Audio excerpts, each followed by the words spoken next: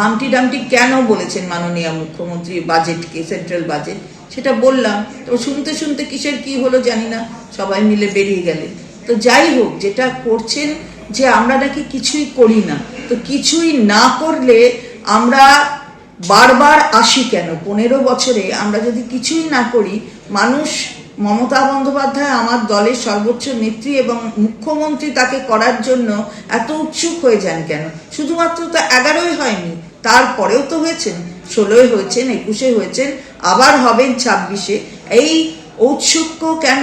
বাংলার মানুষের পাশে থাকেন। আমরা বলি না আমাদের সরকারটা তৃণমূল কংগ্রেসের সরকার, আমরা বলি এটা মা মাটি মানুষের সরকার। মায়ের স্নেহ আর মাটির গন্ধ আর মানুষের পাশে থাকার অঙ্গীকার, সেই অঙ্গীকারটাকে বাস্তবায়ন করেন বলে তাই মা মাটি মানুষের সরকার বারবার আসে, আবার আসবে। এবার আপনাদের শোনাবো গত 1 তারিখ কেন্দ্রীয় বাজেট পেশের দিন মুখ্যমন্ত্রী ঠিক কি বলেছিলেন। টোটালটাই মিথ্যে কথার ফুলঝুরি। Humpty Dumpty budget for Bengal, what they have given, nothing. Talking big big, কিছু দেয়নি। যে ফ্রেট করিডোরের কথা বলেছে ডানকুনি থেকে, ওটা আমার রেলওয়ে বাজেটে 2009-এ I place the budget, there you will see I have mention about Dankuni and Amritsar. কেন্দ্রের বাজেটকে হামটি ডামটি বাজেট বলে কটাক্ষ করেছিলেন মুখ্যমন্ত্রী মমতা বন্দ্যোপাধ্যায়, আর তার সেই মন্তব্যকে ঘিরেই আজ বিধানসভায় তুলকালাম বাঁধে, ওয়াকআউট করে বিজেপি। রাজ্য বাজেট নিয়ে বিজেপি বিধায়ক অশোক লাহিড়ীর বক্তব্যের পরই ধুন্ধুমার। অশোক লাহিড়ীর বক্তব্যের সমালোচনা করেন অর্থমন্ত্রী চন্দ্রিমা ভট্টাচার্য। কেন্দ্রীয় বাজেটের পর মুখ্যমন্ত্রীর হামটি ডামটি মন্তব্যের উল্লেখ অশোক লাহিড়ীর বক্তব্যে। মমতা বন্দ্যোপাধ্যায় সম্ভবত নিজের বাজেট সম্পর্কেই একথা বলতে চেয়েছেন, মন্তব্য করেন অশোক লাহিড়ী, আর তার এই বক্তব্যের পরেই ধুন্ধুমার বাঁধে।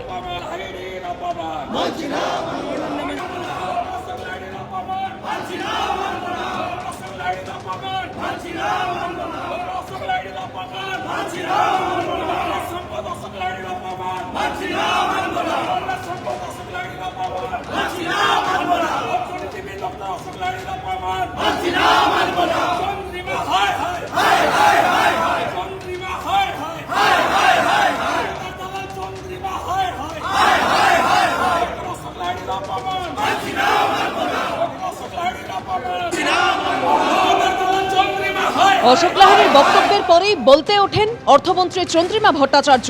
চন্দ্রিমা ভট্টাচার্য ব্যক্তিগত আক্রমণ করেছেন, এতে অসম্মানিত হয়েছেন অশোক লাহিড়ী। এই অভিযোগ তুলেই ওয়াকআউট করে বিজেপি বিধায়করা।